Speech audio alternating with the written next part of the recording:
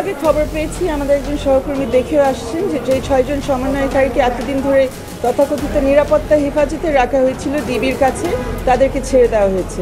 আমরা এই খবর পেয়ে খুবই আনন্দিত যে তারা আবার মুক্তি পেয়েছে, তারা স্বাধীনভাবে চলতে পারবে আমরা আশা করছি। তাদের বাবা মাদের সাথে, গার্জিয়ানদের সাথে তারা চলে গেছেন, কিন্তু আমাদের মনে এখনও প্রশ্ন রয়েছে যে কেন, কোন ক্ষমতার অধীনে তাদেরকে এতদিন ধরে রাখা হলো।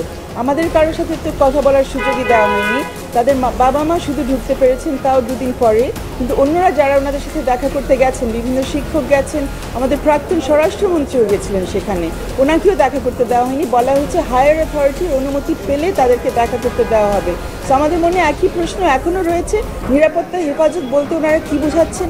কারা নিরাপত্তা হেফাজতে অন্যদেরকে রাখার ক্ষমতা রাখেন এবং এই ক্ষমতা কারা প্রয়োগ করেছেন, কারা এই নির্দেশ দিয়েছেন, এবং যারা এইভাবে এতদিনের জন্যে কোন আইনে কোন ক্ষমতা বলে, এটা আমাদের জানা দরকার। 6 দিন ধরে 6 জনকে, 5 জন ছাত্র, 1 জন ছাত্রী, সবাই সমন্বয়কারী বৈষম্য বিরোধী ছাত্র আন্দোলনে, তাদেরকে কোন ক্ষমতায় কোন আইনের বলে ধরে রাখা হয়েছে, এটা আমাদের পুরো জাতির জানা দরকার। এবং এটার জন্য দায়িত্ব নেবে কে এবং তাদেরকে কারা জবাবদিহিতার মধ্যে আনবে, এটাও আমাদের জানা দরকার। আমরা আদালতে গিয়েছিলাম এগুলো জানবার জন্য।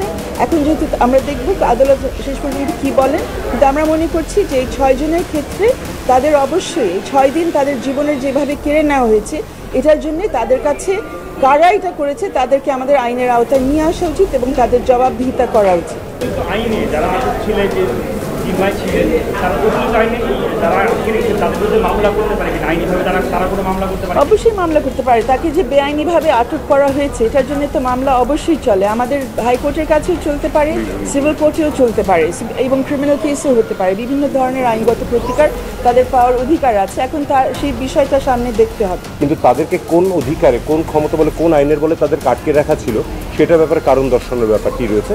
সেটি তো অবশ্যই তাদের কাছ থেকে জানতে হবে যে কেন আটকে রাখা ছিল এবং তাজা গুলি চালাতে পারবে কিনা, কোন পরিস্থিতিতে পারবে, সেটার ব্যাপারেও ক্ল্যারিফিকেশন প্রয়োজন আছে। তো অবশ্যই এই মামলা যখন হবে তখন চলবে, অবশ্যই আছে। আমরা না গেলেও তারাই হয়তো আমাদের সাথে যোগাযোগ করবেন। এতদিনে শুভবুদ্ধির উদয় হয়েছে, এতদিনে দেরিতে হলেও সরকারের বা রাষ্ট্রের, অ্যাকচুয়ালি রাষ্ট্রের বলা উচিত না, শুভবুদ্ধির উদয় হয়েছে।